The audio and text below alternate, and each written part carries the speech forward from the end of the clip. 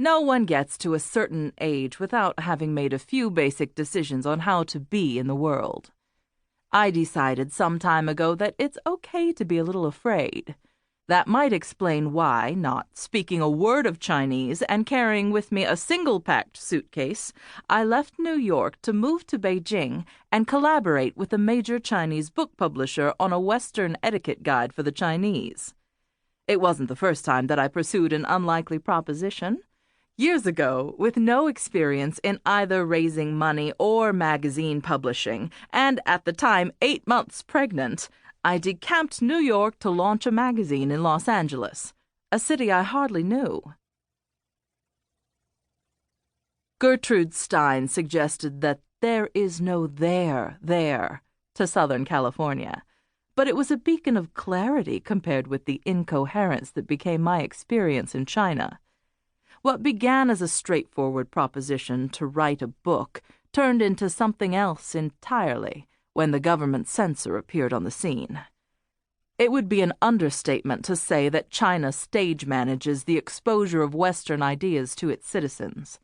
The government censor, which in Orwellian doublespeak is called the Ministry of Information, demonstrated just how thorough is its process. It withheld the publication of my book for an innocuous inclusion of the word Muslim in the chapter that instructed readers on appropriate greetings when traveling in foreign lands. A single word kept the book out of the stores, and me in China longer than expected. When finally the censor granted permission for the book to be published, no one was more surprised than I that it became a bestseller in mainland China.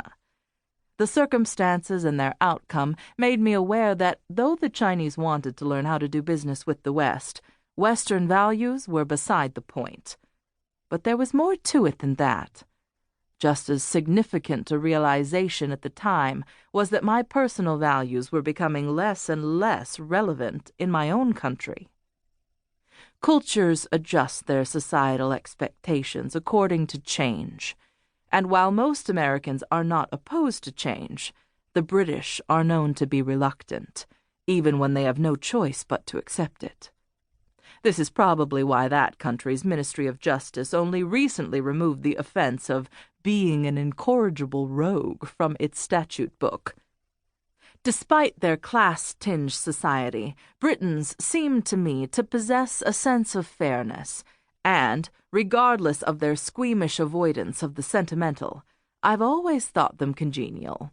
Artists, chefs, writers, architects, and scientists have landed from foreign shores to make London a culturally open capital whose inhabitants can appear at the Speaker's Corner near Marble Arch to publicly address any number of issues.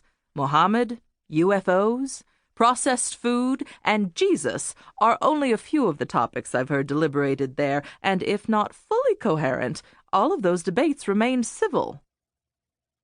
I'm not as convinced as my mother that civility clears a path to morality. Indeed, I've seen a fair share of the opposite. But because the British appear to be clinging to the hallmarks of grace and dignity, despite the tendency of their newspapers to be extremely rude, I came to the conclusion that the UK might have another few decades of civility left. So, rather than returning to America from China, I decided to move to London for the year I planned to map morality.